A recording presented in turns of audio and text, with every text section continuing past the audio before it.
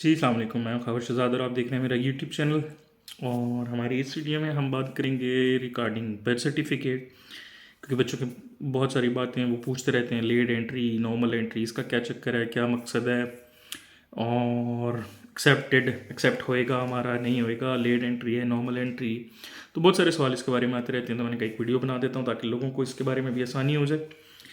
जब पहले तो बर्थ सर्टिफिकेट ज़रूरी क्यों होता है, क्यों लेते हैं ये, मतलब बर्थ सर्टिफिकेट इसलिए भी ज़रूरी होता है कि जब आप अपना फर्दर आगे प्रोसेस में आगे बढ़ते जाते हैं तो उनके पास एक कंप्लीट आपकी हिस्ट्री होती है कि अच्छा यहाँ पे आप पैदा हुए थे। क्योंकि ये मैं बात कर रहा हूँ जब आप ऑल द वे पीआर और फिर आगे की तरफ बढ़ते हैं, क्योंकि आप इनके मुल्क में आ रहे हैं और फिर उनके बाद मतलब उनको एक आपकी हिस्ट्री पता चल जाती है, कंप्लीट हिस्ट्री उनके पास होती है आपकी ना।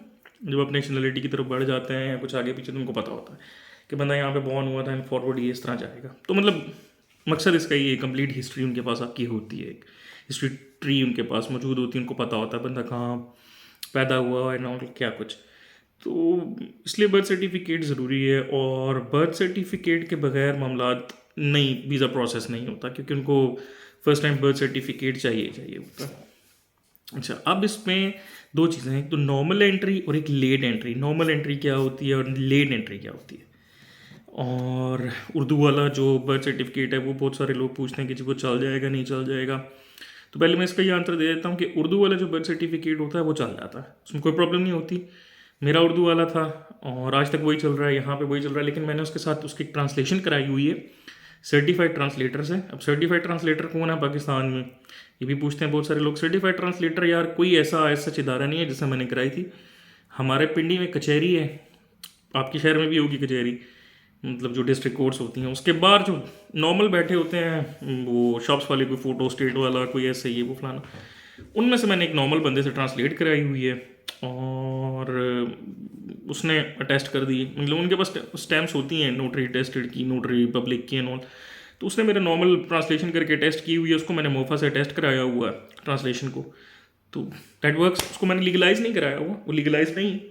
लीगलाइज मेरा ओरिजिनल बर्थ सर्टिफिकेट है उर्दू वाला, जो तहसील से पहले या यूनियन काउंसिल से मिलता था, उर्दू वाला जो उसमें हाथ से लिखा होता था सब कुछ। तो वो मेरा लीगलाइज्ड है एम्बेसी से। लेकिन जो ट्रांसलेशन है उसकी, मतलब उसकी ट्रांसलेशन जो है वो टेस्टेड नहीं है, वो सिर्फ मोफा से टेस्टेड है, लीगलाइज नहीं है। सॉरी, मोफा से टेस्ट है लेकिन लीगलाइज नहीं है।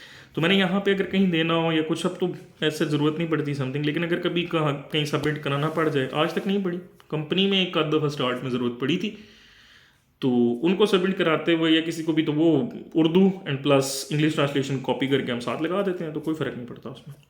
तो वो उर्दू वाला चल जाता है, 102% चलता है, बल्कि वो तो ऑथेंटिक होता है सबसे, उसका रिकॉर्ड वगैरह भी सब कुछ मौजूद होता है, तो उसमें कोई प्रॉब्लम नहीं होती उसमें। बहुत सारे लोग पूछ रहे थे कि सर वो चलेगा कि नहीं, वो चलता है, बिल्कुल चलता है, हम आज तक चला रहे हैं। अच्छा, अब दूसरी बात जी, नॉर्मल एंट्री और लेट एंट्री क्या मसला क्या है नॉर्मल का और लेट का। नॉर्मल जो एंट्री होती है ना, वो आपकी वो एंट्री होती है जब आप पैदा होते हैं, तो उसके कुछ टाइम के अंदर आपके वालिदैन या आपके गार्डियन जो भी हैं वो आपकी एंट्री करा देते हैं, क्योंकि कौंसल में या तहसील कौंसल में कि ये जी ये हमारे घर बच्चे की पैदाइश हुई है, तो ये आप इसका या बर्थ सर्टिफिकेट बना देंगे। नॉर्मल इंदराज भी हो जाता है, इंदराज के बाद खैर बर्थ सर्टिफिकेट बनता ही बनता है, लेकिन इंदराज हो जाए, अगर आपका इंदराज आपके उस टाइम स्पैन में, मोस्टली टाइम स्पैन कोई ख़ास डिफाइन नहीं है, लेकिन मोस्टली लोग यही कहते हैं कि 6 साल के अंदर, अगर आपकी एंट्री 6 साल के अंदर हो गई आपकी पैदाइश के, मतलब आपकी date of birth let suppose 94 की है, तो 2000 के स्पैन के अंदर आपका एंट्री अगर हो गई है और आपका बर्थ सर्टिफिकेट भी इशू हो गया है, तो उस पर लिखा आएगा इट्स अ नॉर्मल एंट्री। अगर आप बाद में एंट्री कराते हैं, मतलब अब आज जाके कराते हैं, इस महीने कराते हैं, पिछले महीने कराते हैं, 6 साल के बाद कराते हैं, समथिंग लाइक दैट, तो वो फिर आपकी लेट एंट्री है, आपकी नॉर्मल एंट्री नहीं है। मतलब आपकी पैदाइश के वक्त एंट्री नहीं कराई गई, इसलिए वो अब लेट एंट्री है, उसके ऊपर मेंशन होना चाहिए लेट एंट्री, क्योंकि ज़ाहिर है आप पैदा हुए उस टाइम किसी ने एंट्री नहीं कराई, तो इसलिए वो ऑटोमेटिकली उसको लेट एंट्री में जाना है। तो यहाँ पे मसाइल ये होते हैं कि उनको चूँकि पता नहीं होता तहसील के ऑफिस में, और वो सारा कुछ बनता भी तहसील से है, नादरान से अभी तक इसका कोई लेना देना नहीं हुआ, तो वो जब एंट्री करते हैं उनको इतना पता नहीं होता, वो वहाँ पे नॉर्मल एंट्री पे टिक करके आपको कहते हैं चलो भाई। तो ये नॉर्मल एंट्री नहीं होती। नॉर्मल वो अपने आप से नॉर्मल एंट्री या लेट की एंट्री वो कुछ और मकसद लेते हैं लेट एंट्री का, लेकिन उसका मकसद बेसिकली ये है जो मैंने आपको बता दिया। अगर आपकी पैदाइश के 6 साल के अंदर, लेट सपोज हम भी इसी को फिक्स कर लेते हैं, 6 साल के अंदर अंदर आपकी एंट्री हुई हुई है और आपका बर्थ सर्टिफिकेट इशू हुआ है, तो इट्स अ नॉर्मल एंट्री। अगर 6 साल के बाद जाके आपकी बर्थ सर्टिफिकेट की एंट्री हुई है तो इट्स अ लेट एंट्री। अब इसमें एक और चीज़ का भी फ़र्क है। फ़र्क ये है कि लेट सपोज आपका पुराना बर्थ सर्टिफिकेट गुम गया या उस टाइम सिर्फ एंट्री कराई गई है, बर्थ सर्टिफिकेट नहीं लिया गया और आप बर्थ सर्टिफिकेट अपना आज जाके लेते हैं, तो आपकी एंट्री जो है वो आपके पैदाइश के टाइम पे हुई हुई है। अगर आपकी एंट्री जो है वो आपकी पैदाइश के टाइम पे हुई हुई है और आप बर्थ सर्टिफिकेट आज लेते हैं, तो then it's still a normal entry, क्योंकि उस टाइम पे एंट्री तो हो चुकी है।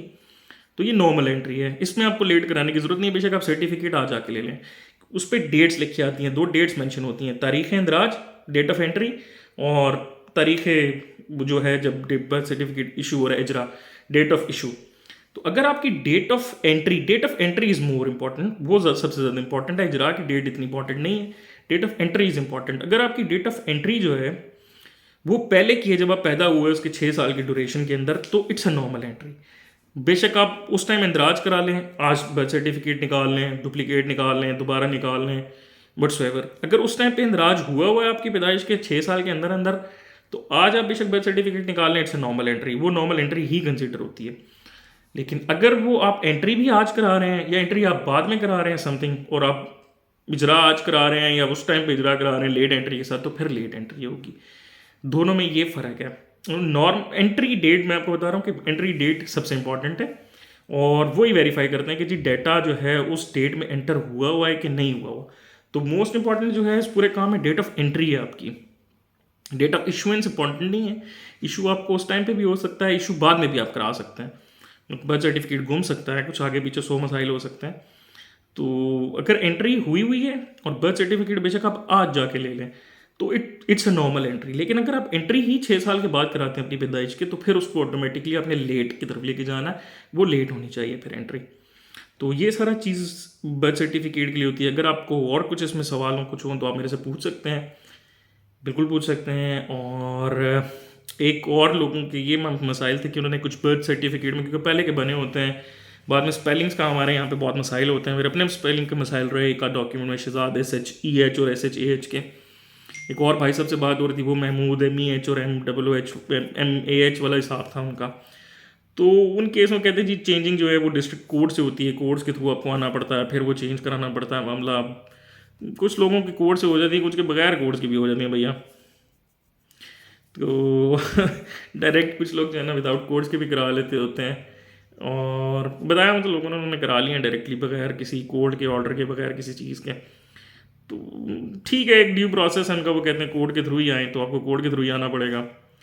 तो अगर आप इस तरह भी ट्राई कर सकते हैं, अगर वो कर दें तो फिर आपको चेंज कराना पड़ता है, लेकिन मोस्टली वो कोर्ट के थ्रू ही आने का कहते हैं ज़्यादातर।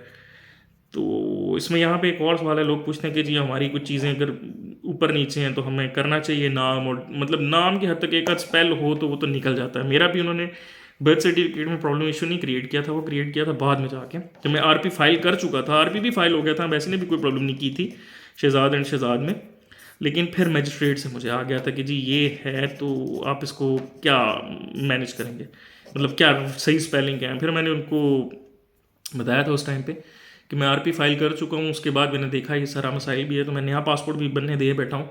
मेरा नया पासपोर्ट आ गया, उस पर मैंने इक्वलेंट कर दिया सब कुछ, मेरे पासपोर्ट में इशू था शायद। तो फिर मैंने उनको नया उसकी भी कॉपी भेज दी, तो इट वॉज ओके, अल्हम्दुलिल्लाह को मसला नहीं था। लेकिन ये है कि आइडेंटिकल करा लेना पहले शुरू में बेहतर है, बाद में वो कुछ इशू निकाल दें या कुछ, तो उससे पहले ये मसला हल कर लेना ज़्यादा बेहतर है। बाद में जाके आपको कुछ ज़्यादा बड़ा मसला उठाना पड़े या कुछ, तो पहले अपनी चीज़ें आइडेंटिकल करा के तो फिर आप सबमिट करने की कोशिश करें, तो वो ज़्यादा बेहतर होता है। तो ये सब कुछ था बर्थ सर्टिफिकेट के हवाले से। अगर आपकी कोई और क्वेश्चन हो तो प्लीज़ मुझसे पूछें और अपना फीडबैक देते रहें। Thank you so much. और अगर मेरी वीडियोज़ और मेरा इन्फॉर्मेशन अच्छी लग रही है तो अपने दोस्तों के साथ शेयर करें, मेरे चैनल सब्सक्राइब करें। Thank you so much for watching. अल्लाह हाफ़िज़।